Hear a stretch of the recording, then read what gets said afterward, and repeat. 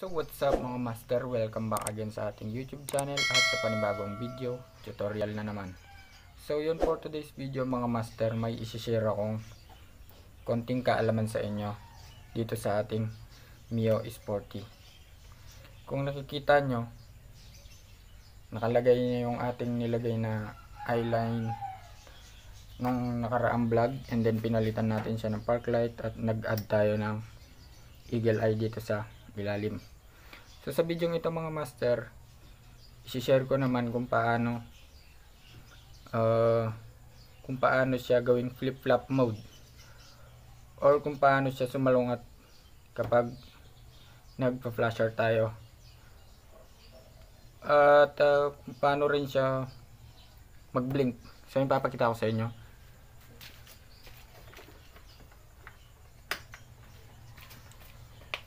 So ayan mga master, kung nakikita nyo, nakailaw yung ating eyeline, park light at yung ating eagle eye. Ang isi-share kong kaalaman sa inyo is yung gagawin natin na flip-flop mode, or yung ipapablink natin yung ating yung eyeline, or isasabay natin siya sa ating flasher, kaliwa or kanan. So yun, yung ang ibig kong sabihin is ganito.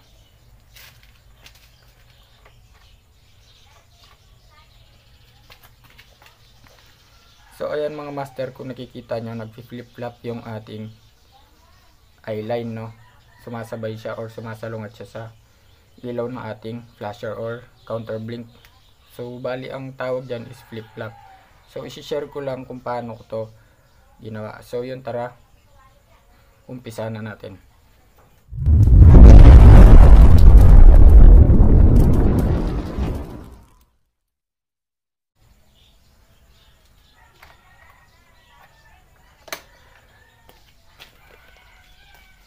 So ayan, bago natin umpisan is kailangan muna nating tanggalin yung mga bolts natin, no? So ang tatanggalin natin itong dalawa na ito, at meron dito sa ilalim sa kabila. So bali apat sa harap, and then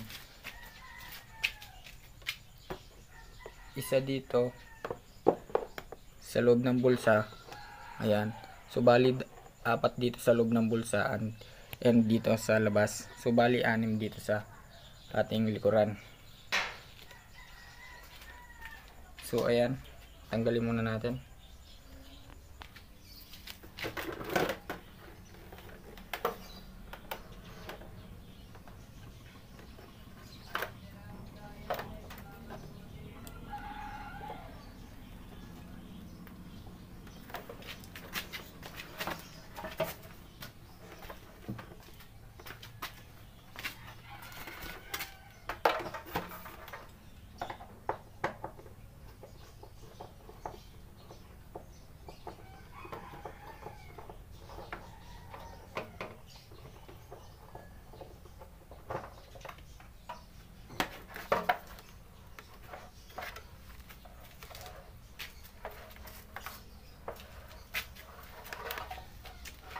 So ayan mga master, kapag natanggal nyo na yung inyong front cover or yung cowling, ayan, i-disconnect nyo muna yung kanyang socket, no?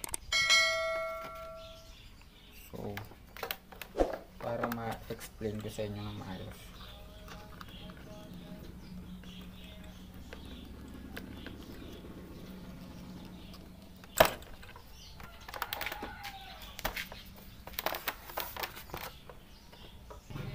So ayan mga master, natanggalan natin yung cowling. So para mas maintindihan nyo lalo kung paano natin mapapablink or maisasalungat or maisasabay sa flasher yung ating eyeline or eagle eye or yung ating park light. So kahit alin doon pwedeng isabay sa ating flasher, no? So yan, gawa muna tayo ng diagram para mas lalo nyong maintindihan. So ang una natin gagawin, papaliwanag ko muna sa inyo or ipapakita ko sa inyo kung paano ang wiring diagram ng ating park light. So bago natin umpisahan, drawing muna tayo ng battery.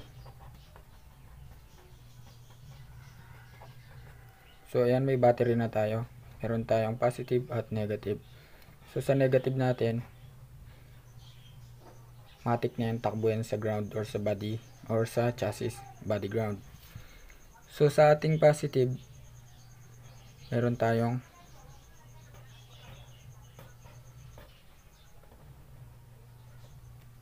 fuse, no, fuse box. So ayan, ayan, may fuse box tayo, fuse.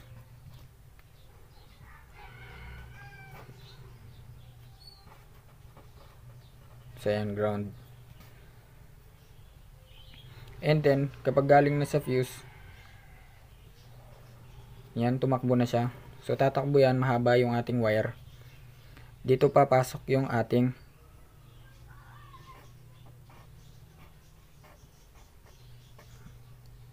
ayan, relay, flasher relay. So ayan, ayan, meron na tayong flasher relay or yung ating blinker kung saan nagbi-blink. So ayan, meron na tayo. Tumagos sa kabila, and then yan, kasi may coil dito para mapablink niya. Ayan. So bali, ayan, drawing tayo ulit ng wire ulit yan. And then meron tayong switch dito, left and right. So ayan, sa ating switch meron tayong tatlong wire. So ayan, meron tayong, ito mismo yung ating flasher switch, left or right. So bali meron tayong tatlong switch, no. So itong pinanggalingan na ating flasher relay, tumakbo siya sa gitna, and then yung ating R sa right, and then yung left sa kabila, isang wire. So ayan,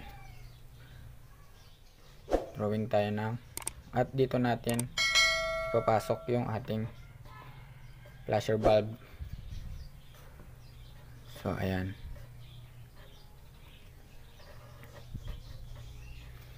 so ito yung right, ito yung left. So sa ating wait lang, ayan, so sa ating mga flasher bulb, meron tayong dalawang wire, isang positive at isang negative. So yung isa dyan, automatic ground. So ayan, kung maiintindihan nyo at masasabayan nyo kung paano gumana yung ating park light, so napakadali lang, no. So ayan, pwede mo rin dugtungan dito para dun sa ating rear.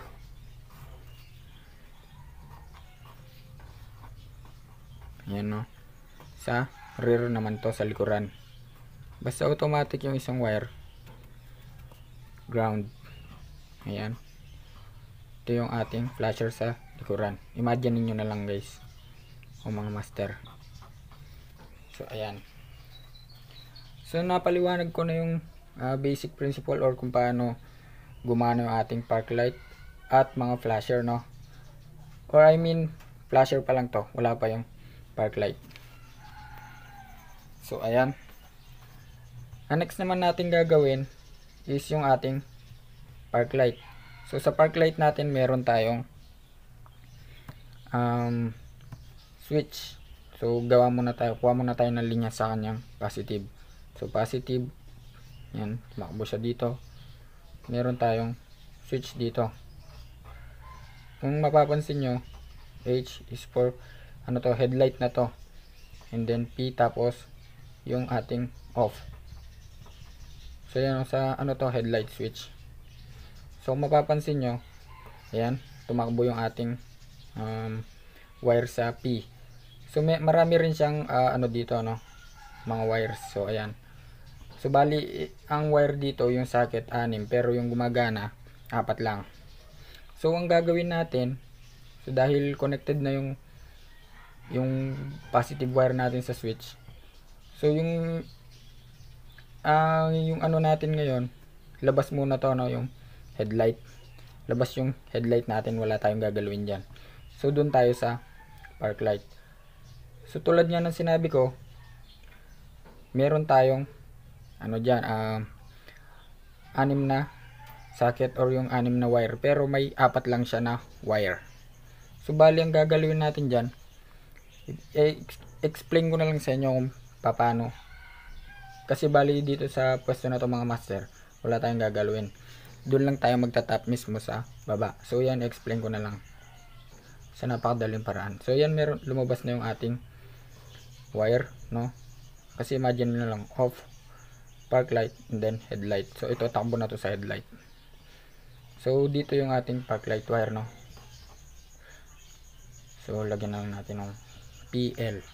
So ayan, sa ating park light, meron tayong dalawa sa Mio Sporty. So ayan. Basta automatic guys, mga master, kapag galing siya sa switch is positive siya. And then lagi nyong tatandaan na mayroong negative. Nakahiwala yung negative ng ating mga park light or mga ilaw. Pwede rin siyang tumakbo sa wires or sa mismong ground. So ayan, para ma-explain ko ng maayos sa inyo. Ayan, no. So bali hindi ko na naisama dito yung ignition switch dahil ano lang to, mabilis na pagtuturo lang. So for example, so dito singit natin yung switch. Ayan, no.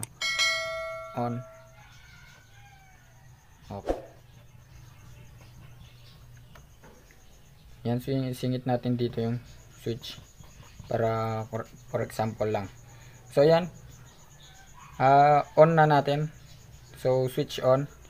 Yung ating accessory wire, magkakakuryente na yan. At papasok na yan sa ating switch. Sa switch natin, meron tayong park, meron muna tayong off, park, at saka headlight. So kapag sinwitch mo sa park, yan automatic iilaw na yan. Kahit battery operated or hindi, basta sinwitch mo sa park light, iilaw na yan. So park light muna bago sumindi yung ating ilaw, kasi yung switch na ginamit natin is 3-way. And then dito papasok yung ating flasher, no. So bali kapag sinwitch on mo kasi yan guys, o mga master, sabay-sabay na yan, magkaka-supply na lahat yan ng ground, no, ay positive, no, may source na agad yan. And then yung ating itatap, so yan, dito na natin isisingit yung ating eyeline. So dahil masikip na, gawa na lang tayo ng eyeline dito. Yan. For example, yung ating eyeline, yan, i-drawing na lang natin kung paano yung, ayan, dahil ganyan yung itsura ng ating eyeline para mas lalo yung maintindihan. So ayan guys, ito yung ating eyeline.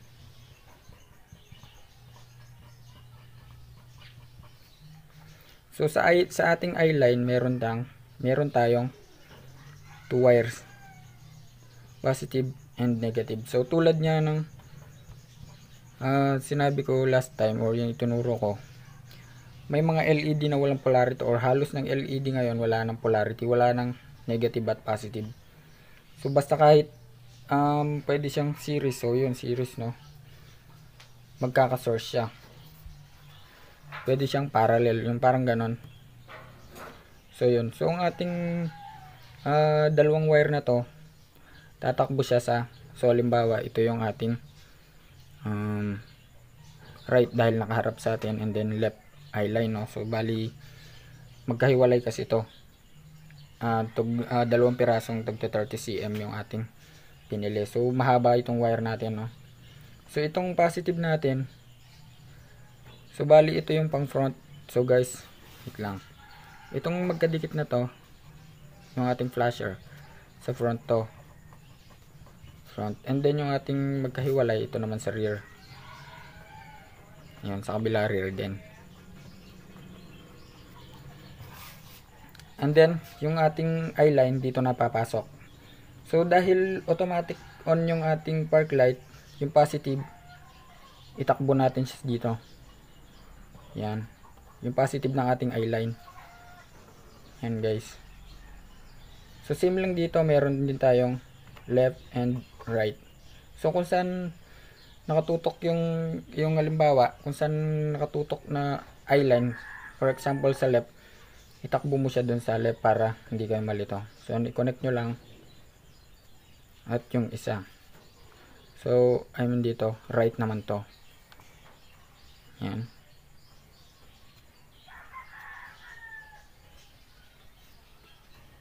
Doon naman siya sa right magko-connect. So ayan. Connected na yung positive ng ating right. Tumakbo, tumawid doon. Yan. Sa ating right. And then yung sa kabila, sa left. Ito, from here tumawid dito, dumiretso doon. Yan, sa left. So meron na siyang positive source. And then sa ating negative ng ating eyeline, i-connect naman natin siya sa positive ng ating, or pwede rin siya sa negative. Kahit alin dito, kasi yung ginawa ko, sa negative ko siya tinap.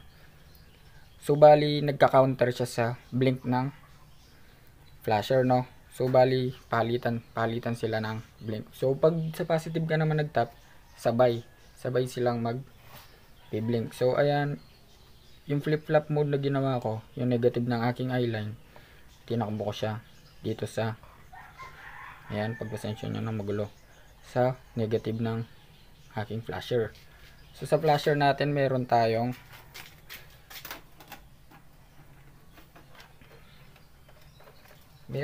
brown.